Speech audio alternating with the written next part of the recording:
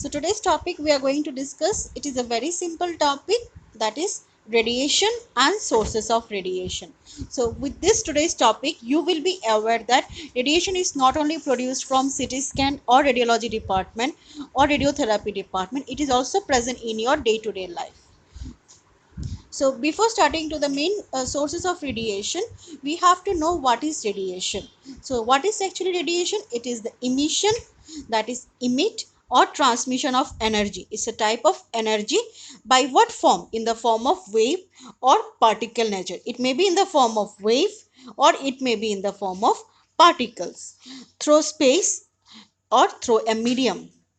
So the term radiation arises from wave radiating. So wave radiating means you require a source. So to produce radiation, there should be a source. In diagnostic radiology, we are having the X-ray, CT scan machines, fluoroscopy machines as our source. Radiations are produced from there. But when we are talking about a radiotherapy department, what we make the source? In nuclear medicine department or radiotherapy department, there are gamma cameras. So whenever radiation is required, how it produces? It is produced from the patient body itself. So that is what is source. So what is the term? The term arises from wave. So that means your radiation will be produced when it comes from a source. So again I am saying, for x-ray, CT scan or for fluoroscopy, we have the source, that is the tube itself. But when we go for the nuclear medicine department or when we are using gamma cameras are mainly the detectors who will detect your gamma radiation. So in that cases, we are making the patient itself a source. So our radiations are in the form of electromagnetic radiation. So when we say radiations in the form of electromagnetic radiation, they will be radio wave, microwave, infrared, visible light, UV, X-ray and gamma radiation. When we say in the particle radiation, it will be in the form of alpha, beta and neutron. And acoustic radiation such as USG and seismic wave. Radiations are often categorized based on ionizing radiation and non-ionizing radiation. So what are the applications of radiation? Radiation is used in medicine, like we are doing diagnosis of any disease, we treat the disease, and also for the research purpose. In communication, so almost all the modern machines are using electromagnetic radiation. The best examples are your mobile phones, so they are using the electromagnetic radiation.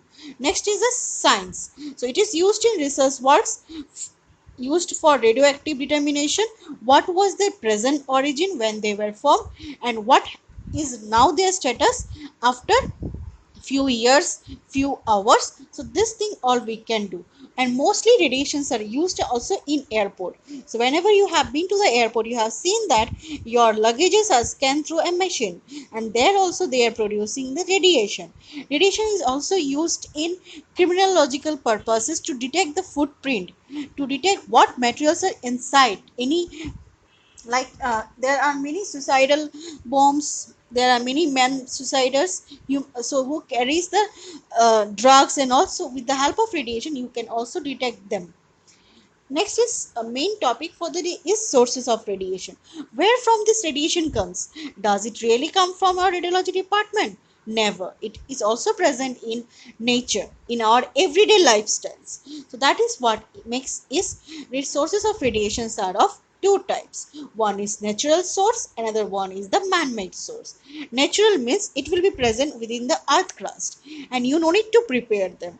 Man-made means it is prepared by human effort, and this type of radiations are also known as artificial radiation. So when we talk about the natural source of radiation, normal means normally occurrences, we can say they are cosmic radiation, terrestrial radiation, radon, aircraft crew and space mazes. So our aeroplanes travels in troposphere level.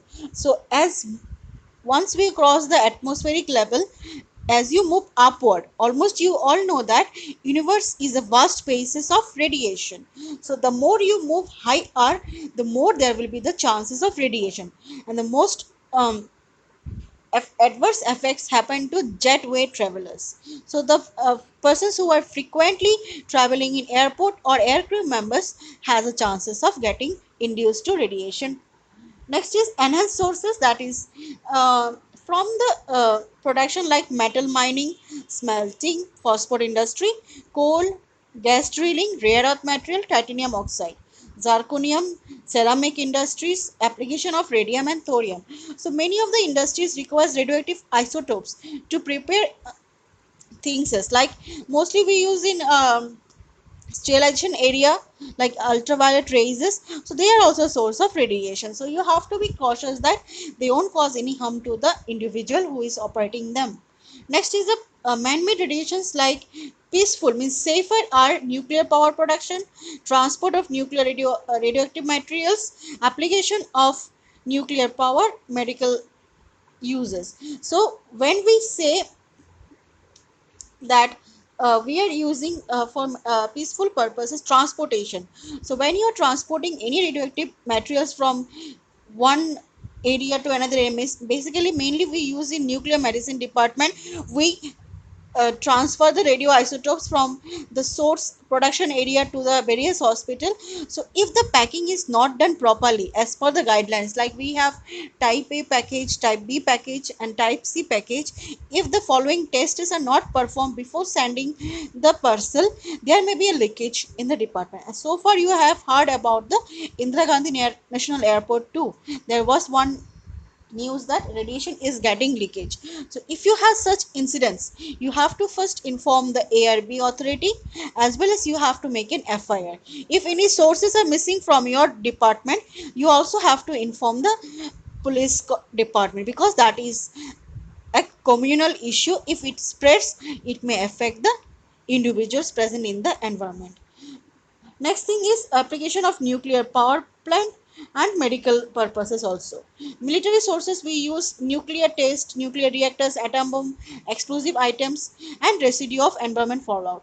So if there is any kind of disaster, sometimes radiations are also used to detect the cause of that occurrence. So this is all about the sources of radiation. So see, this is an individual. So radiation comes from sun, it comes from radon gases, earth crust, various radioactive substance, galactic and secondary like atmosphere levels too. Even the person who consumes banana, potassium, calcium, if they inhale any radioactive substance like the incidents of Hiroshima, Nagasaki, Chernobyl incidents, so if anyone inhale, ingest, from there also radiation comes. Next is background emitted radiation. So background means coming from the backward, not due to occupationally exposed. Those who are working in CT, MRI, and X-ray, nuclear medicine area, radiotherapy department area, so they are the occupational sources of radiation. And those things which comes from the earth crust, like if you met with an atomic like Hiroshima, Nagasaki, like this have explosive devices. So that are all natural. Sometimes earth crust contains the natural radioactive substance too. So they are all our natural sources of radiation. So you see background immediate radiation always comes from both natural as well as man-made sources. So what is the maximum limit of background radiation? 3 millisievert or zero point 0.3 rem per year. If it exceeds, you will definitely have the chances of radiation induced diseases. So they have made a survey. We have seen that 80% of the radiation comes from our natural sources and 20% are our man-made sources, that is produced by ourselves and mostly due to the application of CT scan and nuclear medicine. So in these areas mostly you have to be precaution that you won't expose the patients unnecessarily. So to record this value for x-rays you can use the DAP meter, that is dose area product, and for CT scan you can use the DLP meter, that is dose length product. So these are all the pie chart showing the sources of radiation. But if you look on, this has been taken from NCRP report 160. You can see that the radon natural radioisotope occurs the highest percentage in the chart, that is almost 82% is coming from radon among the entire 100% of the natural occurring sources. So by this side you can understand CT scan 24% means it is little bit harmful. Terrestrial, that is from the earth crust, 3 building blocks also other parts of terrestrial radiation. Internal background 5% space background, 5% industries and occupational. See, if you are going to CT scan and X-ray, everyone very less consumers, those who are making items with radioactive substance, conventional radiography. So mostly in the radiation field area we can say the CT scan interventional fields are nuclear medicine are the most high risk zones of radiation. So precautions should be taken in these areas more, and always provide lead apron, have proper shielding, have proper surveys that your radiation levels, that is the leakage radiation, is within the limit. So this is a chart showing the electromagnetic radiation severity. Non-ionizing radiation means less harmful. Ionizing radiation means little bit harmful. So we have categorized. We saw that X-ray and gamma rays fall in our ionizing category, and they will create a damage in the DNA, and that means ultimately it will affect the individual. Whereas if we go for non-ionizing radiation, we have extremely low frequency RF pulse, radio pulse, microwaves, visible light, infrared. So they will just produce the adjacent heating to the tissue. Sometimes they won't cause any harmful effect. So going to the types of radiation, we have two types. One is the ionizing radiation, non-ionizing radiation, and also we have um, the particulate radiation. It's a part of also ionizing radiation. So ionizing radiations are what? They are the radiations in the form of particle and wave. So it will come in the form of, see, particle as well as in the form of waves, and they have sufficient energy, they have a well energy to detach an electron from the atom or molecule. So when radiation will come, it has a sufficient energy to detach the electron from the atomic structure and it will eject out.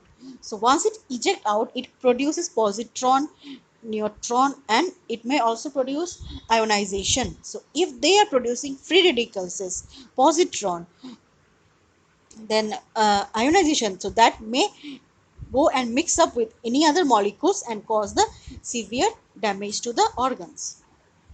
So how they are made up of? They are made up of subatomic particles, ions and atoms, and their speed is always high.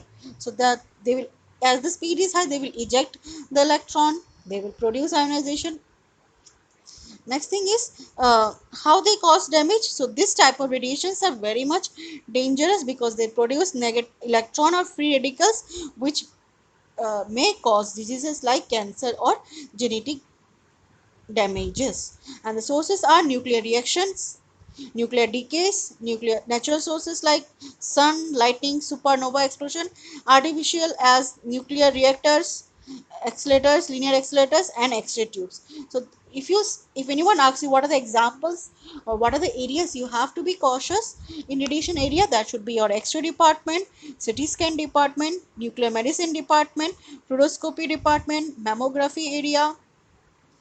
Next, uh, where you have the PET, SPET, these areas will be one of the research areas of radiation. They are the most dangerous areas because they are going to produce ionizing radiation, and ionizing radiation is going to produce free radicals. That free radicals will join with the DNA or any kind of soft tissue molecules. Basically mostly they occur the DNA or water molecules and create a damage to that entire strand.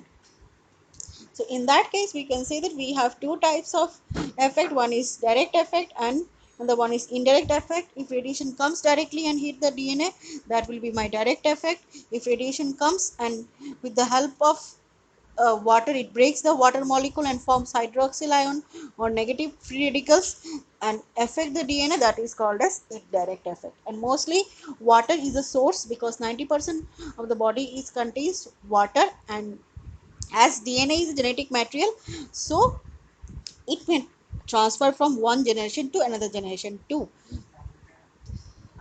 Next is ionizing radiation are also categorized in particle and waveform, we know, and they are alpha radiation. They are heavily positively charged particles, but the one thing is that they cannot travel much, so they, after traveling a shorter distance, they stop So see, after traveling a shorter distance, they stop, and they can be prevented with the help of placing pepper or by placing the entire surface of the skin.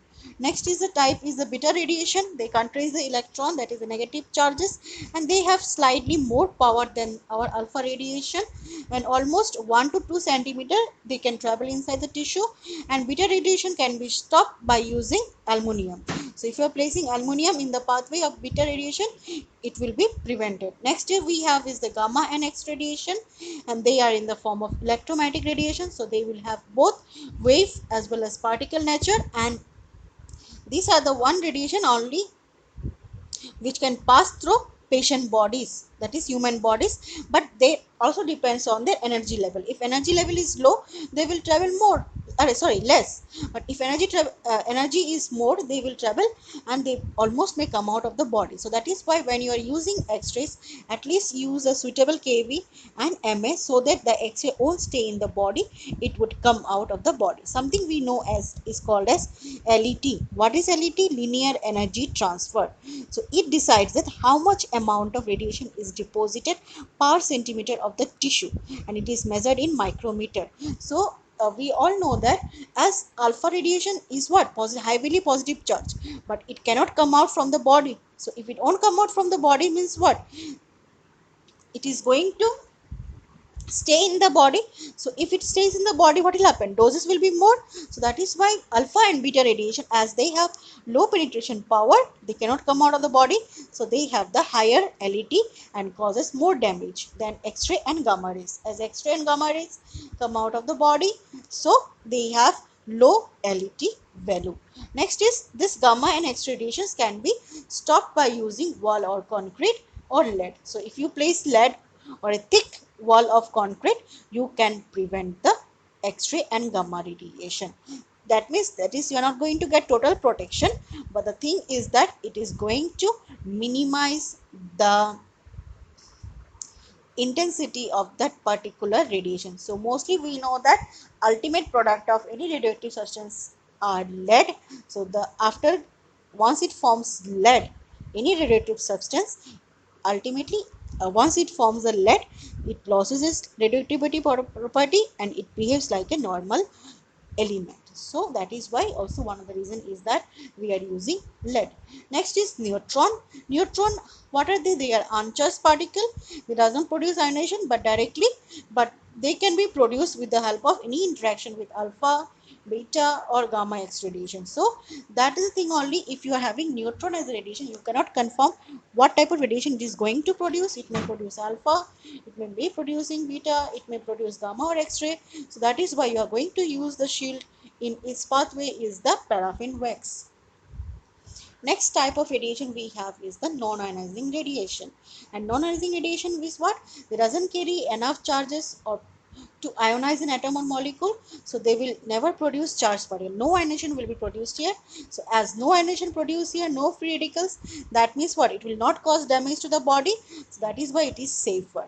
Next, so what are the types we have? Ultraviolet rays, infrared, microwave, RA pulse, LRF, ERF, static magnetic field. Next, what are the sources of non-ionizing radiation? USG machine, strong magnet, MRI, sunlight, thermal radiation. So thermal radiations are mainly used in mammography or when you are giving RF ablations. So they are the types of our non-ionizing radiation. RF ablation, that means with the help of electrode or heat you are going to damage the tumors. And thermal radiation is also used in mammography nowadays. Some hospitals have this one. Instead of radiation, they are using the thermal rays to detect the pathologies inside the breast cell. So in certain conditions, what only the damage can happen so far we have is just they, if you are placing them in a particular area, they will just produce a burn, and that is known as the cavitation effect. So whatever radiations are produced in our radiological department, there are some bodies who regulates this thing. So like nowadays we are having corona, and this corona is regulated by whom? WHO and ICMR. They provide us lot of guidelines. The same thing, our radiation is having a risk, like if you are using it or without any precaution you may be exposed to it, and you may have radiation induced diseases like skin erythema, skin burns, then like GI tract inflammations, cataract, permanent sterility also may happen. So that is why all over the world, if there are regulatory bodies who looks over that radiation is safely used in the medical field, in research work or industrial areas. So they are our governing bodies. So we have various governing bodies.